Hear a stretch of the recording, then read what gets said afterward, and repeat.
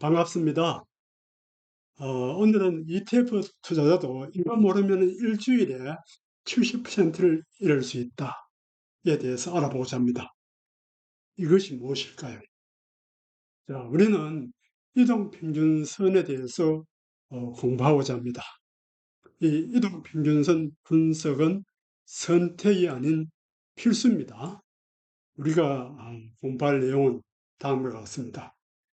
이동평균선의 개념, SMA와 EMA의 설정, EMA 5, 20, 50, 200의 역할과 사례, 정배열, 역배열의 중요성과 관련되는 사례를 알아보겠습니다. 평균선은 일정 기간의 가격의 평균을 이은 선이라고 할 수 있습니다. 이 이동평균선은 추세 파악을 위해서 이용되는 기술적인 도구입니다. 그리고 이동평균선을 우리는 줄여서 이평선이라고 부르겠습니다. 단순 이동평균하고 지수 이동평균이 있어요.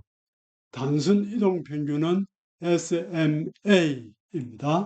Simple Moving Average의 준말이죠. 이것은 매일의 가격에 대해 동일한 비중을 줘서 평균을 구합니다. 반면에 EMA, Exponential Moving Average는 최근 가격에 더 큰 비중을 두어서 평균을 구합니다. 이평선이 최근 가격을 더 많이 반영하므로 SMA에 비해 더 빠른 진입과 청산을 하게 합니다. SPLG의 5일 이평을 계산해 보겠습니다. 단순 이동 평균을 적용합니다.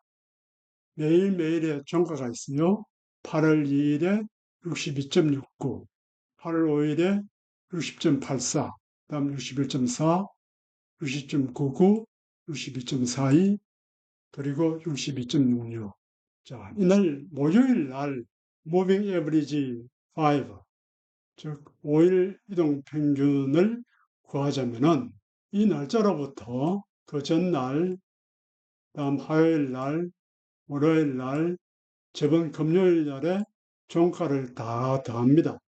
여기 보면은요, B5, C5, 저 B에 5, 62.69, C5, 60.84, D5, 61.4, E5, 60.99, F5, 62.42 이렇게 다 더하면요 308.34가 나옵니다. 이걸 5로 나누어요. 그러면은 이동평균값 61.67이 나오죠. 그 다음 8월 9일 금요일에 5일 이동평균값을 구해 보겠습니다. C5,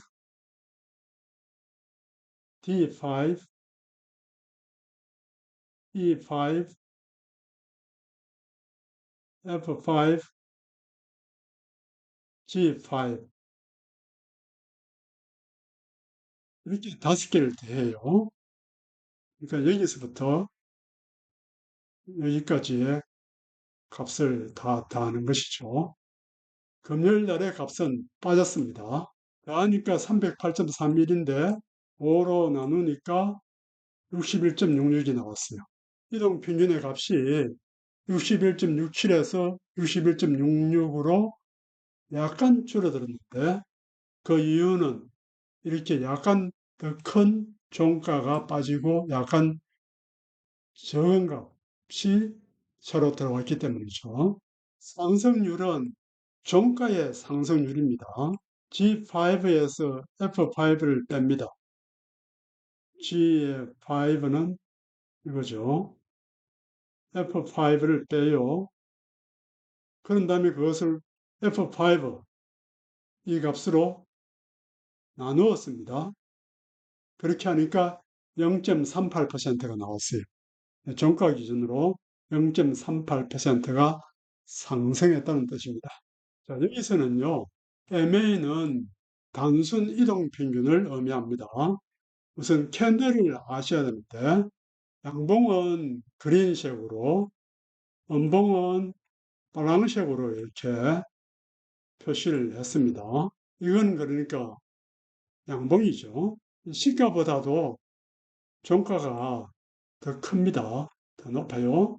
O는 open, C는 closed 이야기죠. L은 low, H는 high. 이날의 고가는 여기고요. 저가는 여기입니다. 5일 이동 평균선은 여기 있는 골드색이죠. 현재 8월 9일 날에 이동 평균 값은 61.66이에요. 그것이 여기 나타나 있습니다. 바로 이 요즘의 현재 값이죠. 필수 이동 평균선하고 단순 이동 평균선하고 어떻게 설정하느냐.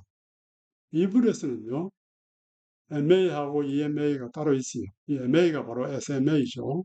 자, 이 화면은 EMA 20을 설정했는데요. 색깔하고 선의 굵기를 정할 수 있습니다. 여기서는 영문 글로벌 화면인데 지수 이동 평균을 이렇게 선택할 수 있고요. 단순 이동 평균도 이런 식으로 선택할 수 있습니다. 이런 봉에서 보는 바와 같이 그린 봉이요. 먼저 EMA를 돌파하죠. 그 다음에 SMA를 돌파하게 됩니다.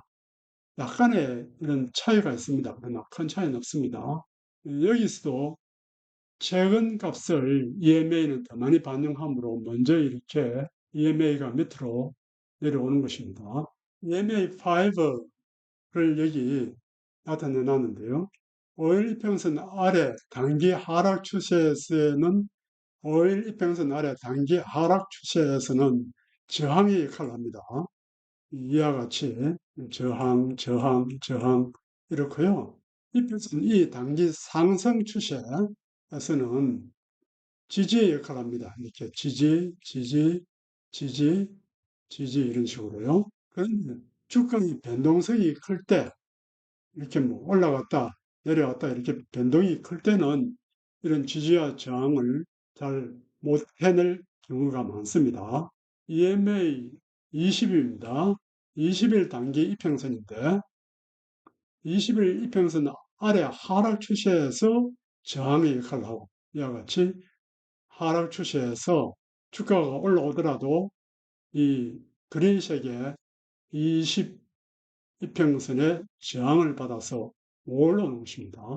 반면에 21 이평선 위 상승 추세에서는요, 지지의 역할을 해서 주가가 내려오더라도 지지받고 바로 올라가는 경우가 많이 있다는 것입니다. EMA 20은 EMA 5하고 결합해서 이용할 수 있는데요. 골든 크로스에서 매수하고 데드 크로스에서 이렇게 매도할 수 있어요.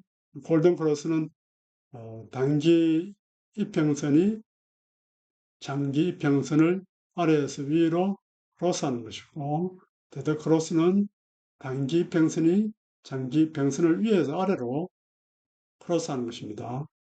이렇게 결합해서 이용하면은 이런 경우에도 매도할 필요가 없다는 것이죠.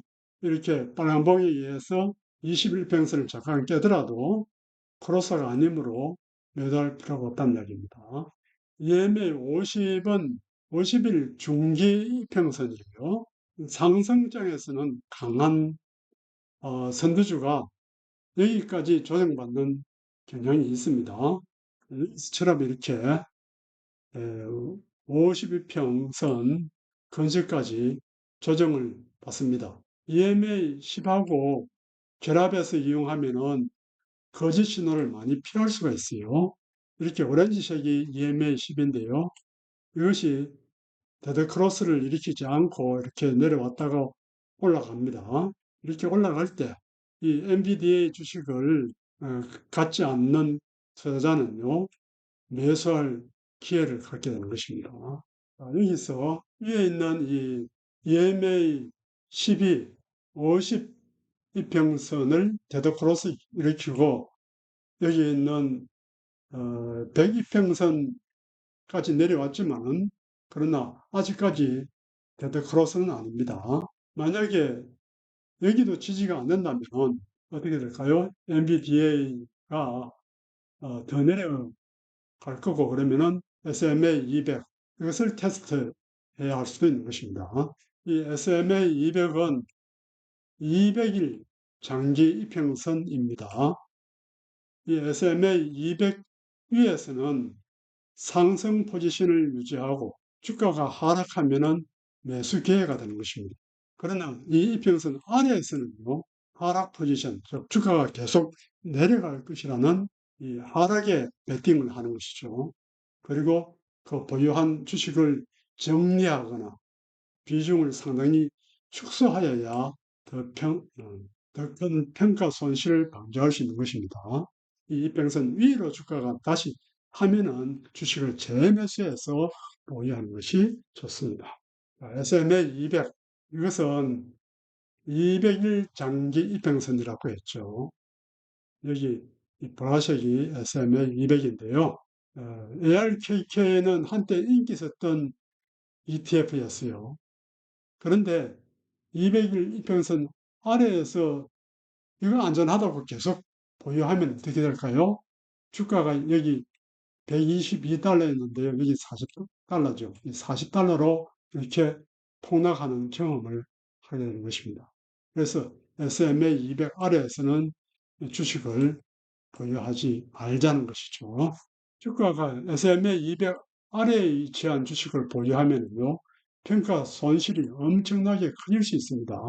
여기 또 다른 예인데요. 루시드요. 이 전기차 주식의 주가는 2022년 3월 30일에 28.14달러였어요. 바로 여기죠.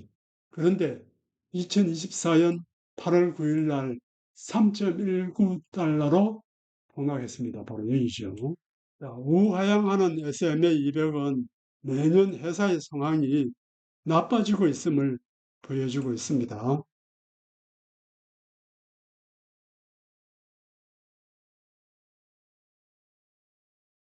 이것은 이동평균선의 정배열과 역배열을 보여주고 있습니다.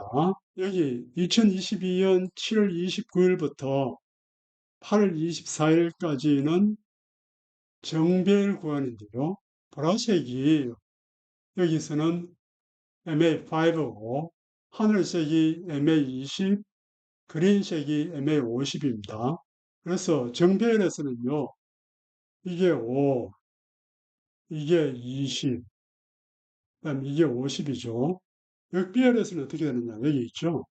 9월 15일부터 10월 19일인데 이건 완전한 역배열 구간이고요.